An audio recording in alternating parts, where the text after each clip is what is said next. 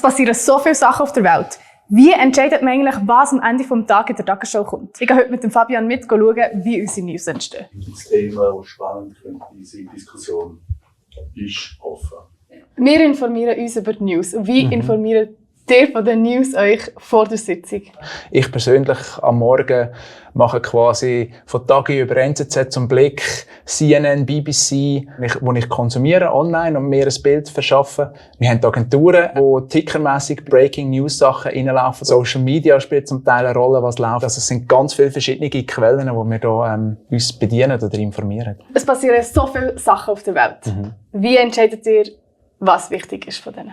Ich glaube, das ist eine der ganz schwierigen und eine der ganz grossen Fragen, die wir uns immer wieder stellen. Das geht auch da um von der Relevanz. Also quasi hat es zum Beispiel Direktauswirkungen auf uns? Ist es etwas, was in der Nähe von uns passiert? Wenn wir jetzt über internationale Konflikte reden, also wenn natürlich jetzt ein USA in einen Konflikt involviert ist, wie das jetzt im Iran der Fall ist das wie relevanter und wichtiger, wenn jetzt einfach irgendwie separat irgendwo in einem Land etwas passiert. Da wird auch diskutiert miteinander und das ist wirklich so ein tägliches Ringen auch um diese Themen, finde ich. Kommt irgendetwas zu kurz? Vermutlich kommt immer irgendetwas zu kurz. Ich glaube, es ist einfach zu hoffen, dass nicht immer das Gleiche zu kurz kommt. Meetings sind jetzt vorbei. Was passiert als nächstes? Ich probiere jetzt möglichst rasch mit allen, die einen Beitrag für mich machen, Kontakt aufzunehmen. Das sind zum Teil am Telefon mit den Leuten aus dem Bundeshaus. Und nachher probiere ich mal die Sendung zu bauen und schaue mal, wie sieht es aus und was brauche ich noch und wie könnte ich es gewichten. Jetzt ist schon das nächste Meeting für Beiträge über internationale Themen und man merkt, es ist alles mega gut durchgetaktet. Muss wahrscheinlich so sein, damit alles rechtzeitig fertig wird.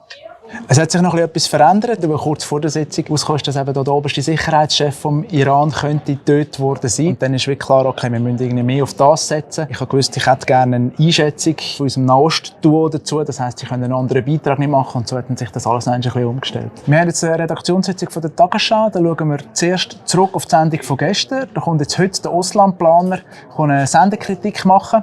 Und nachher schauen wir auf die Sendung von heute, wo dann die betroffenen Redaktorinnen und Redaktoren kommen und erzählen, was der Stand der Recherchen ist. Das Bundeshaus kann man immer nehmen, aber eigentlich hätte man doch jetzt zum Beispiel auch ganz viele Menschen zeigen können. Wenn du ein Bild nimmst, wenn man halt oft nehmen, die Bahnhofstrasse mit den Füßen, dann suggerierst du natürlich, wir haben ein Dichterproblem. Und wenn wir ein Dichterproblem haben oder nicht, liegt nicht an uns zu entscheiden. Was mir jetzt auffällt, so nachdem ich das Feedback gesehen von der gestrigen Sendung und auch die Bilderauswahl für die heutige Sendung, ist es wirklich nichts dem Zufall überlassen wird und so bei jedem Bild überlegt wird, welche Aussage wird mit dem gemacht und will man das.